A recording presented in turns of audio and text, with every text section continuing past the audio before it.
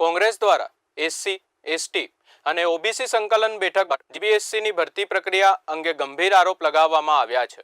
કોંગ્રેસના નેતાઓએ પત્રકાર પરિષદ યોજી ભાજપ સરકાર પર મૌખિક પરીક્ષાઓમાં અન્યાયના આરોપ લગાવ્યા છે.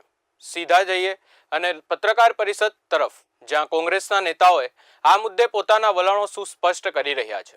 કોંગ્રેસ દ્વારા લાગેલા ગંભીર આરોપો સામે હવે રાજકીય તાપમાન વધુ ઊંચું જશે એવું લાગી રહ્યું છે. રાજ્ય સરકાર તરફથી હજી સુધી કોઈ પ્રતિક્રિયા આવી નથી, પરંતુ આગામી દિવસોમાં આ મુદ્દો વધુ ગરમાશે એ નક્કી છે. 1 જુલાઈએ ગાંધીનગર કાર્યક્રમ અને તાળાબંધી અંગે પણ સરકારનો જવાબ જાણવા મળ્યો નથી. જો કે આ મામલો કઈ દિશામાં જાય છે તે જોવાનું રહ્યું.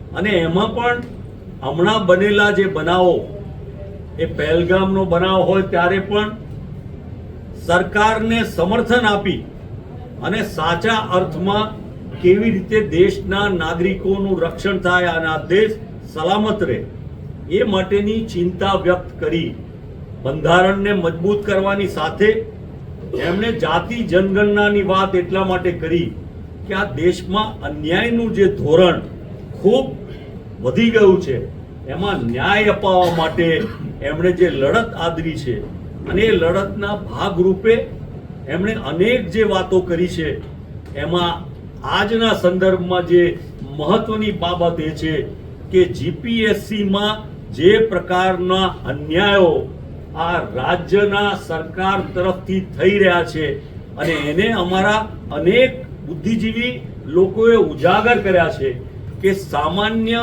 વર્ગના લોકોને ન્યાય નહીં આપી અને એમને નોકરીમાં અને બીજી વ્યવસ્થામાં જે અન્યાય કરવામાં આવે છે એ માટે ચર્ચા વિચારણા અને વિમર્શ થવા જોઈએ. અને એ દ્વારા આવનારા સમયમાં જ્યારે મોટી મોટી વાતો કરવામાં આવતી હોય રાજ્યની સરકાર દ્વારા અને છતાં અન્યાય વધતા હોય એ માટે ખૂબ ચિંતન કરી અને સૌ લોકોએ એ બાબતનો વિચાર કર્યો છે. જે પ્રકારે બીજા રાજ્યમાં ખાસ કરીને આ પરીક્ષાઓમાં મૌખિક પરીક્ષામાં બીજા લોકોને વધારે માર્ક આપી અને જે મેરિટવાળા સ્ટુડન્ટ વિદ્યાર્થીઓ હોય એને અન્યાય કરવામાં આવતો હોય, ત્યારે એની વાત આ ગુજરાતની પ્રજા, દેશની પ્રજાએ જાણવી જોઈએ. આ દેશના ન્યાયતંત્રને ખબર પડવી જોઈએ અને એના દ્વારા આવનારા સમયમાં એને ન્યાય મળે એ પરિસ્થિતિ તરફનું મૂલ્યાંકન કરવા માટે આજે સૌ સાથે મળ્યા હતા. એ ગુજરાતના આદિવાસી, ઓબીસી અને દલિત સમાજના એકલવ્યોના અંગૂઠા કાપવાનું ષડયંત્ર અને સાજિશ છે. ઓબીસી, આદિવાસી, દલિત સમાજના બાળકો 100 માંથી 45 કુપોષિત એટલે સ્પર્ધાની પરીક્ષામાં પહેલા તો એ રીતે બહાર નીકળી જાય. ઓબીસી, આદિવાસી, દલિત સમાજના વિદ્યાર્થીઓ ક્યાં ભણે? સરકારી સ્કૂલોમાં. તો સિસ્ટમેટિકલી ગુજરાતમાં અને દેશમાં સરકારી સ્કૂલો બંધ કરો. ઓબીસી, આદિવાસી અને દલિત સમાજના વિદ્યાર્થીઓને મોંઘવારીના કારણે પહેલા પણ ખાનગી શાળાઓ પોસાતી નહોતી. છેલ્લા 10 વર્ષમાં શિક્ષણનું જે પ્રમાણેનું વ્યાપારીકરણ અને બાજારીકરણ થયું ઓર મુશ્કેલ બન્યું છે. આદિવાસી, દલિત, ઓબીસી સમાજના વિદ્યાર્થીઓ ભૂલથી પણ પ્રાઇવેટ સ્કૂલોમાં ભણી શકતા નથી.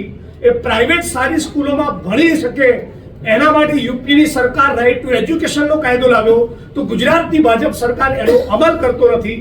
પણ આ બધા છતાં કાળી મજૂરી કરીને જે ઓબીસી, આદિવાસી, દલિત સમાજના વાલીઓ પોતાના બાળકોને, પોતાના સંતાનોને, વિદ્યાર્થીઓને ભણાવે છે, એ વિદ્યાર્થીઓ લેખિતમાં એ તેજસ્વી તારલાઓ ઝળકી ઉઠે તો એમણે જીપીએસસી સિસ્ટમેટિકલી ઓરલમાં અતિ ઓછા માર્ક આપી પાડી દે છે અને લેખિતમાં જેના અત્યંત ઓછા માર્ક આવ્યા છે એને મૌખિકમાં ખૂબ મોટી સંખ્યામાં ગુણ આપી એ મોટા પદોમાં બિરાજમાન થાય, અમારા માથે બેસે એવું આખું એક ષડયંત્ર હાથ ધર્યું છે.